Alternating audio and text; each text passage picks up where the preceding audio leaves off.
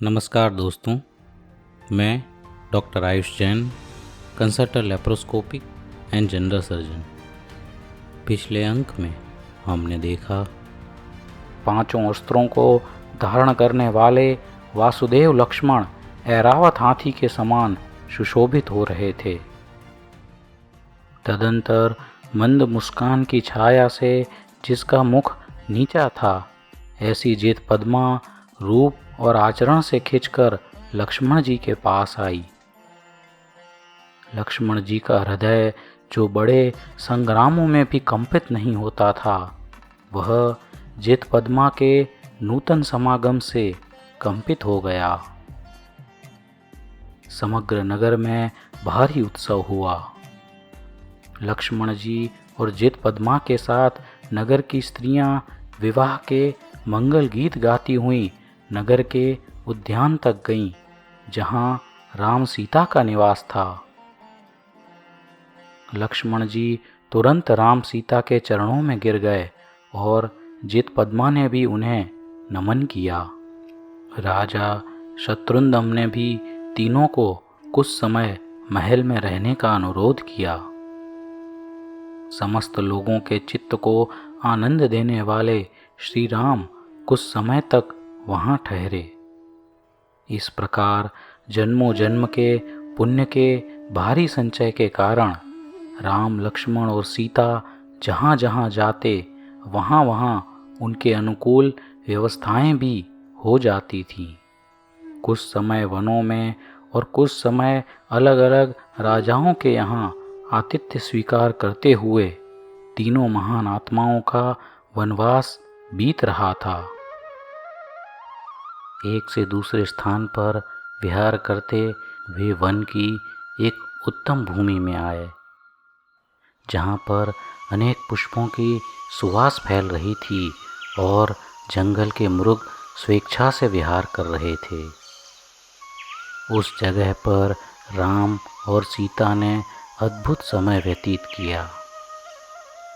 कहीं पर श्री राम किसी कोमल लता से सीता के लिए कर्ण और कंठ के आभूषण बनाते, तो कहीं पर किसी वृक्ष से लटकती लता पर सीता को बैठाकर उन्हें झूला झुलाते थे। तो कभी सीता के लिए अलग अलग जंगली पुष्पों की माला बनाते थे। जब सीता के शरीर की सुगंध से लोभी भ्रमरों के समूह सीता को पीड़ित करते, तो दोनों भाई बड़ी कठिनाई से उनकी रक्षा करते थे। कहीं कहीं इस सघन वन में उज्जवल भूमि पर बैठकर राम, लक्ष्मण सीता को उत्तम मनोहर धर्म कथाएं सुनाते थे। इस प्रकार तीनों का समय व्यतीत हो रहा था। इसी प्रकार कई दिनों तक वन में ठहरने के पश्चात उन्हें एक पर्वत दिखा, जो बांस के जंगलों से व्याप्त था। उस पर्वत की तलहटी में एक नगर बसा हुआ था, लेकिन उस नगर में जाने पर उन्हें ज्ञात हुआ कि नगरी के लोग भयभीत होकर निकल निकल कर अन्यत्र जा रहे थे। तब राम ने एक मनुष्य से पूछा, हे भद्र, यह भारी भय का वातावरण यहाँ पर क्यों है? हे देव, पिछली 3 रात्रि से इस पर्वत पर भयंकर नाद होता है, जो अत्यंत डरावना है। गांव के वृद्ध भी नहीं जानते कि यह नाद किस प्रकार का है, और उस नाद के भयंकर डर से इस नगर में रहना असंभव है।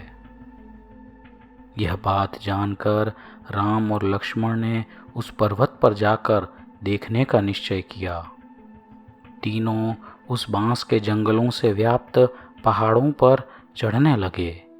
राम और लक्ष्मण के बीच में रहकर चढ़ रही सीता जी नीलमणि के समान सुशोभित हो रही थी। जहाँ चिकनी चट्टानों से गिरने का भय होता, वहाँ वे दोनों सीता को उठाकर ऊपर ले जाते, और जहाँ गिरने का भय नहीं होता, ऐसी चट्टानों पर वे सीता जी को हाथ का सहारा देते जा रहे थे। इस प्रकार ऊंची नीची चट्टानों के समूह पर चढ़ते चढ़ते तीनों उस पर्वत के चौड़े शिखर पर जा पहुँचे। वहाँ पर उन्हें दो मुनि दिखे जो परम तेज से युक्त थे। मुनि के पास जाने पर उन्हें भूमि पर बड़े काले सांप और बिच्छू दिखे। उन्हें अपने धनुष की नोक से लक्ष्मण जी हटाते जा रहे थे। भूमि को स्वच्छ करके तीनों ने मुनियों की स्तुति की। श्री राम की वीणा के मधुर स्वर के साथ लक्ष्मण जी ने गान गाया और सीता जी ने पास की जंगली लताओं के फूलों से मुनिराज की पूजा की।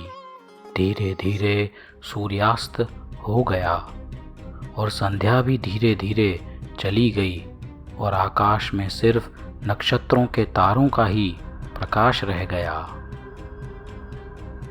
उसी समय ऐसा विचित्र स्वर सुनाई दिया जो आकाश को भेदन करता सा जान पड़ रहा था। जिसके आकार भयंकर थे, ऐसे भूतों का झुंड अट्टहास्य करने लगा। सैकड़ों मृतदेह आकाश में दिखाई देने लगे और रक्त की और कटे हुए अंगों की वर्षा होने लगी। सारा वातावरण जैसे नरक के समान हो गया। यह सब हो रहा था, परंतु उन महामुनियों को उस उपसर्ग से कोई बाधा हो ऐसा लग ही नहीं रहा था। इतना भयंकर दृश्य देखकर सीता भयभीत होकर श्री राम से लिपट गई। राम ने कहा, देवी भयभीत मत हो। सर्व प्रकार के दुखी जीवों को आश्रय देने वाले मुनि के चरणों में बैठ जाओ। इतना कहकर राम ने सीता को मुनि के चरणों के पास बिठाया और स्वयं लक्ष्मण के साथ युद्ध को तैयार हुए। दोनों के धनुष्य की सामूहिक टंकार से मानो वज्राघात हो गया। यह सारी विक्रिया करने वाले अग्निप्रद देव ने जब अपने अवधि ज्ञान से जाना कि यह 8वें बलभद्र और नारायण हैं, तो वह अपनी लीला समेटकर वहां से तत्काल विलीन हो गया और आकाश फिर से स्वच्छ हो गया। इस पूरे समय में दोनों मुनि स्वयं अपने स्वरूप के ध्यान में थे। शुक्ल ध्यान की श्रेणी बढ़ी और दोनों मुनियों को केवल ज्ञान उत्पन्न हुआ। आकाश से चारों निकाय के देव आए और मुनि पर पुष्प वृष्टि की। सुबह का सूर्योदय होने को था। देवों के साथ साथ भूमि गोचरी मनुष्य और विद्याधर मनुष्य भी मुनिराज के पास आए। सब मुनिराज को नमन करके यथास्थान बैठ गए। केवल ज्ञानी मुनिराज अपने ज्ञान से प्रत्येक जीव का भूत और भविष्य देख रहे थे। यह कहना गलत होगा, क्योंकि केवल ज्ञान में कर्ता भाव नहीं होता। इसलिए यह कहना ज़्यादा उपयुक्त होगा कि प्रत्येक जीव का भूत भविष्य और वर्तमान मुनि के ज्ञान में झलक रहा था। जिस प्रकार दर्पण में वस्तु का प्रतिबिंब झलकता है, लेकिन दर्पण का उसमें कोई कर्ता भाव नहीं।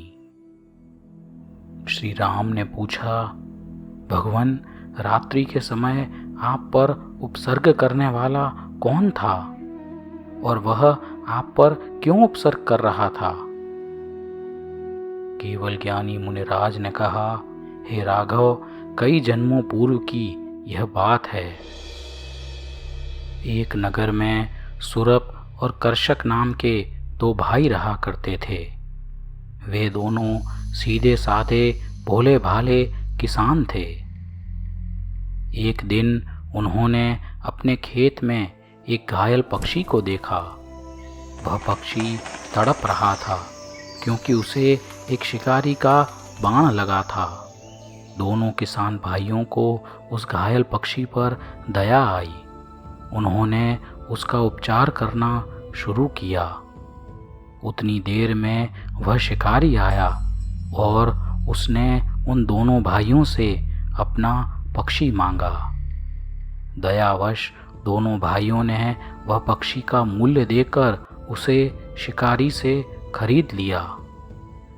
वह पक्षी अब उन किसान भाइयों के साथ आनंद में रहने लगा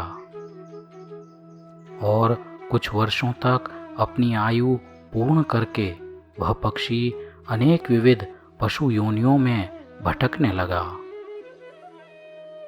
कुछ समय बाद दोनों कृषि भाई भी मरकर उदित और मुदित नाम के दो भाई के रूप में उत्पन्न हुए।